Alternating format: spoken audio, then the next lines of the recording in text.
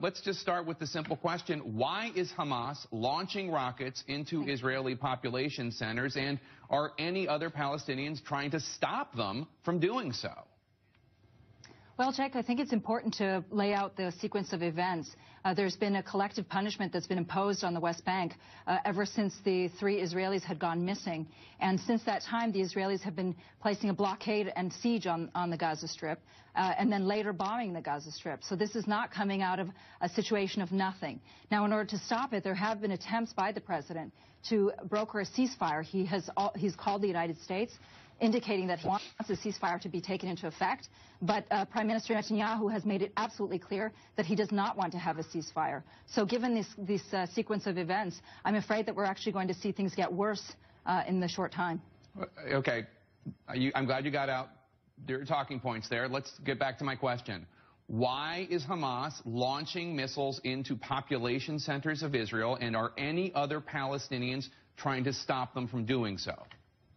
As I've indicated, Jake, there have been attempts to try to stop all of this, but the fact of the matter is that the Israelis have indicated that they are not interested in brokering a ceasefire or seeing any ceasefire take shape whatsoever. So this isn't just a question of people coming together and stopping them, because the Israelis have indicated very clearly that they don't want this to stop. Israel says Hamas has launched rockets every month for the past 10 years, that since Israel pulled out of Gaza in 2005, 8,000 rockets have been fired from Gaza into Israel. Well, Jake, that's actually factually incorrect. There have been ceasefires that have been brokered in the past, and each ceasefire that has been broken by Israel. It hasn't been broken by Hamas. In terms of the numbers, while they sound devastating, in terms of the effect, it's actually not. We're talking about very primitive rockets as compared to the F-16s and F-18s that the Israelis are using against the Palestinians. This is not an equal war. This is a one-side atrocity. And this is why I think it's very important for us to be putting civilians in the center of this and trying to make sure that civilians are protected. The only way I think that this is going to happen is if we have an international protection force that is brought in to ensure that civilians are not being targeted and not being hurt. Well, let's talk about protecting civilians, because obviously some Palestinian civilians, some innocent children and the like, have been killed in this assault. Israeli government officials say they're trying desperately to avoid civilian casualties, and there are reports of the spokesman of Hamas. We actually have the video of him going on Palestinian television, urging people to serve as human shields, staying in their homes, even if the IDF is warning people in those homes, because they're Hamas officials' homes, that they're going to be destroyed. They're telling them to stay there. Do you at all find that reprehensible, using women and children to be human shields to protect these homes? Jake, I haven't seen that video, but if that were the case, that would be reprehensible. I think that the bigger picture is that this isn't the case. What we have seen is, over the course of the past couple of days, more than 80 Palestinians killed. The population of the Gaza Strip, 43% of it is under the age of 14, and we've seen that half of the people who've been killed are women and children.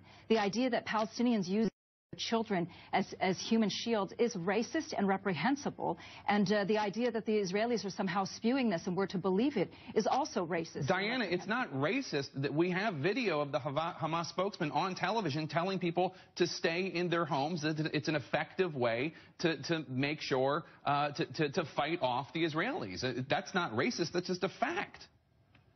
Jake, I haven't seen the tape, first and foremost. And secondly, as I've indicated, that if this were the case, then that would be reprehensible. I somehow do not believe, though, that people are going to listen to somebody who says, stay inside while your house is being bombed. People don't want to die, Jake. And the fact that the Israelis continue to drop bombs on them doesn't make them want to die anymore. It's simply a fact that what the Israelis are doing is they're dropping bombs of a magnitude that we've never seen before on a captive civilian child population. Well, it's horrific, but I can't believe that you tell me people don't want to die. There is a culture of martyrdom that we hear about all the time. One of the big differences between the horrific incident of Mohammed Qadir being killed and the 3 Israelis being killed is that whoever killed the 3 Israelis, it's possible that they will have streets named after them, and they'll get money from Hamas or from outside groups for killing the Israelis, whereas the Israeli government condemned the murder of Mohammed Qadir. Jake, I think that you're actually mistaking things. If you look inside Israel, there are more than 42 cities that have names of streets named after people who themselves have killed and very openly killed Palestinians and are proud for killing Palestinians. There isn't a culture of martyrdom, Jake. This is a situation in which Palestinians are being killed by the Israelis. Palestinians live and they want to live. They want to be able to live just like every other human being around the world. And this constant refrain of a culture of martyrdom is very offensive. Palestinians just want to live their lives as normal human beings. And the fact that this military occupation has gone on for such a long time is what is creating a situation which Palestinians are dying, not because they want to die, but because Israel's killing them. Diana Buttu, thank you so much. Thank you.